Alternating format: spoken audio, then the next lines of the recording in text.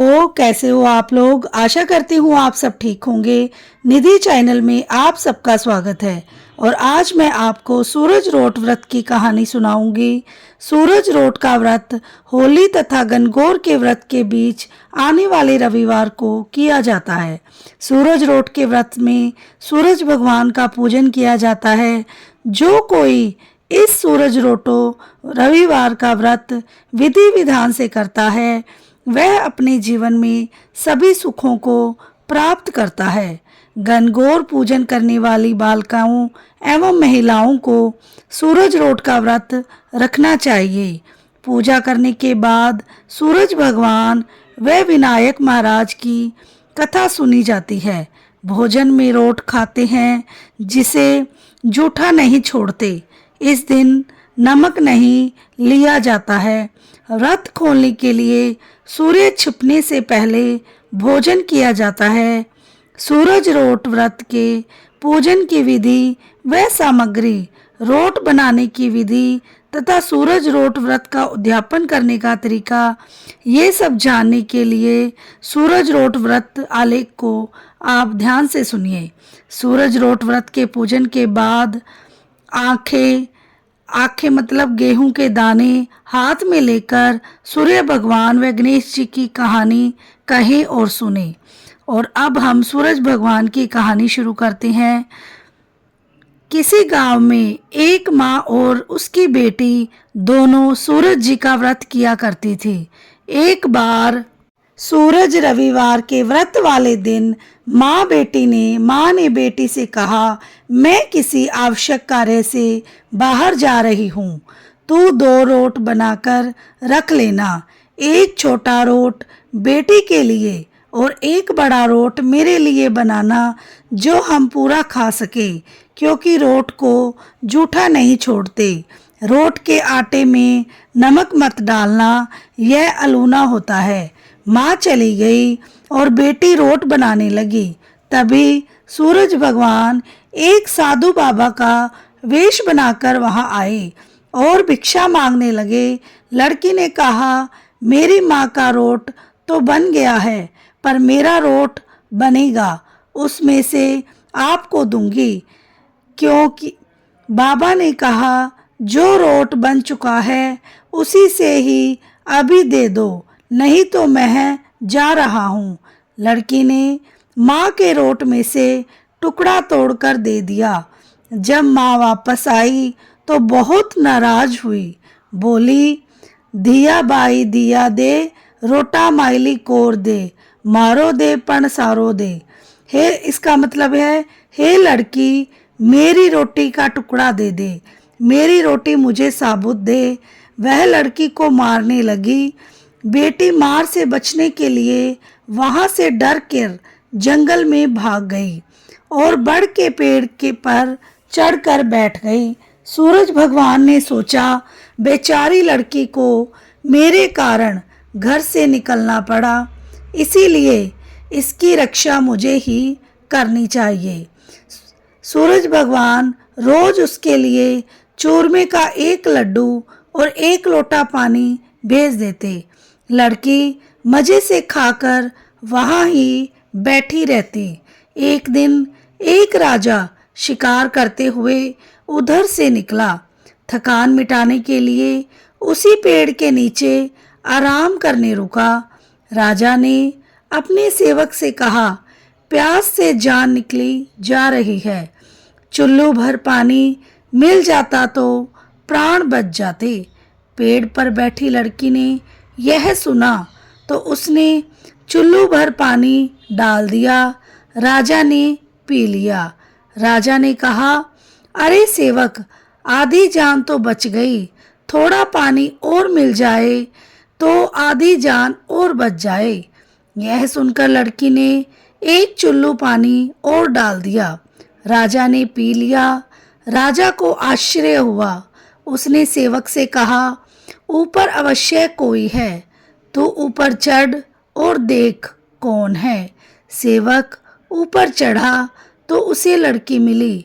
लड़की ने सेवक से कहा, भैया, तुम ये स्वादिष्ट लड्डू खा लो और पानी पी लो, पर राजा को मेरे बारे में मत बताना। कह देना कि ऊपर कोई नहीं है। पता नहीं राजा मेरे साथ कैसा व्यवहार करेगा। सेवक भूख प्यास से परेशान था। उसने लड्डू खाया, पानी पिया और नीचे जाकर राजा से कह दिया कि ऊपर कोई नहीं है। राजा ने सेवक से कहा, तू ऊपर गया तब तो थका हुआ था, आया है तो तरोताजा दिख रहा है। नहाया और खाया हुआ मनुष्य छिपता नहीं है। मुझे संशय हो रहा है कि मैं खुद ऊपर जाकर देखता हूँ। राजा पेड़ पर चढ़ा, वहाँ सुंदर सी कन्या को पाया। राजा ने कहा, डरो नहीं, तुम बहुत सुंदर हो, मेरे साथ चलो, मैं तुमसे विवाह करना चाहता हूँ। लड़की राजा के साथ चली गई। राजा ने कहा, उसके साथ विवाह कर लिया। साल भर में ही उसने एक सुंदर बालक को जन्म दिया। उसकी अन्य रानियां, उसकी देवरानियां, जेठानियां आदि उसकी और उसके पुत्र की सुंदरता से जलने लगी थी। सूरज जी का व्रत आया। लड़की रानी ने व्रत के लिए रोट बनाया। दूसरी रानियों ने राजा से कहा, तुम्हारी नई रानी तो रोट बनाना नहीं आता, उसका बनाया हुआ रोट खाओगे तो आपका पेट दुखेगा, रानी खाएगी तो कुंवर का भी पेट दुखेगा। नई रानी ने यह बात सुन ली और उसने रोट को थाली के नीचे छुपा दिया और सूर्य भगवान से सहायता के लिए प्रार्थना करने लगी। राजा ने पूछा कि थाली के नीचे क्या है, तो उसने कहा कि मेरे गरीब पीहर से आया हुआ उपहार है। राजा ने थाली उठाई तो देखा कि उसके नीचे सोने का चक्र था। राजा ने कहा, वाह, गरीब पीहर वालों का ऐसा उपहार। नई रानी चुप रही। एक दिन रानी खिड़की में खड़ी थी, तभी उसे उसकी माँ दिखाई दी, जो दरिद्र अवस्था में छाजले बेच रही थी। उसने सोचा, माँ को यहाँ बुला लें तो यहाँ आराम से रह लेगी। इतने नौकर चाकरों में वह भी कुछ काम कर लेगी और किसी को पता भी नहीं चलेगा।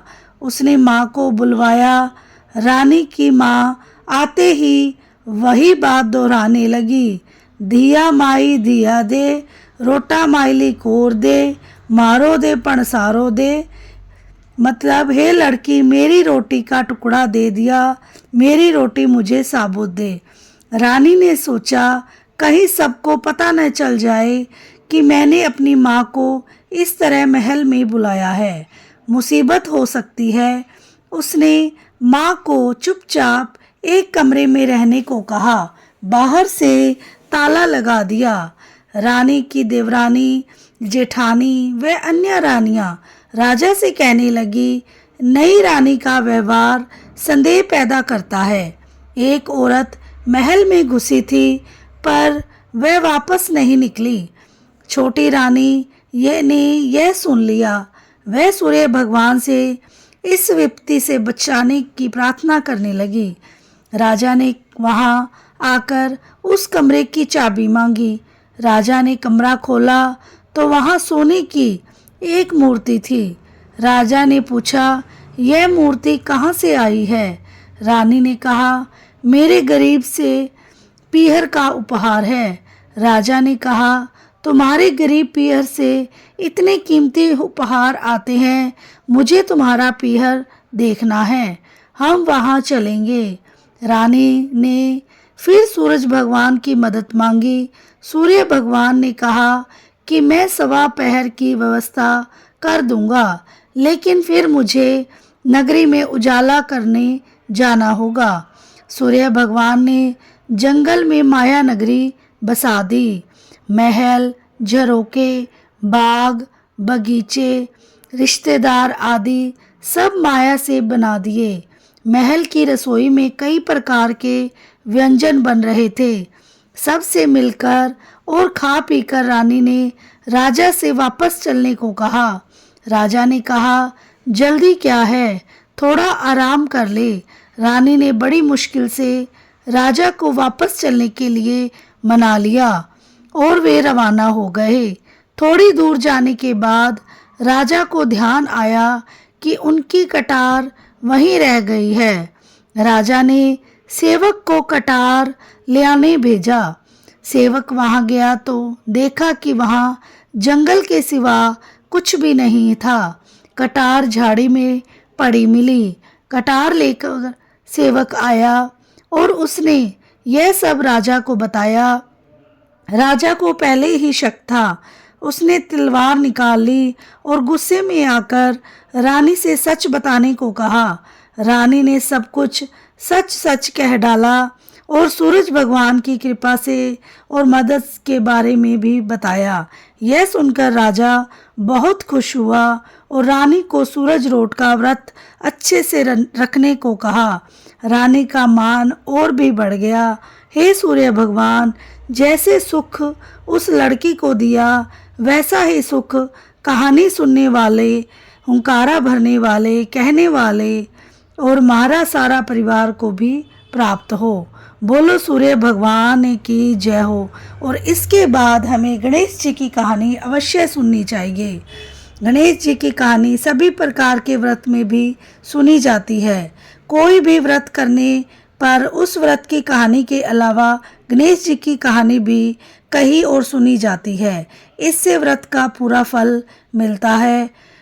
और गणेश जी की कहानी इस प्रकार है।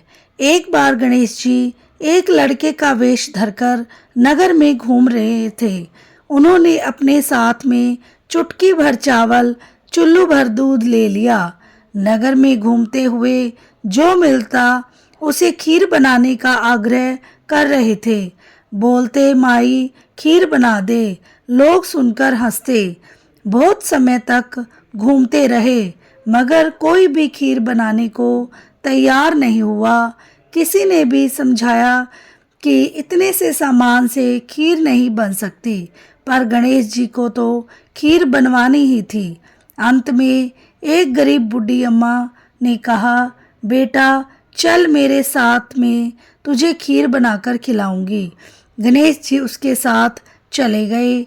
बूढ़ी अम्मा ने उन्हें चावल और दूध लेकर एक बर्तन में उबालने चढ़ा दिया। दूध में ऐसा उफान आया कि बर्तन छोटा पड़ने लगा। बूढ़ी अम्मा को बहुत आश्चर्य हुआ।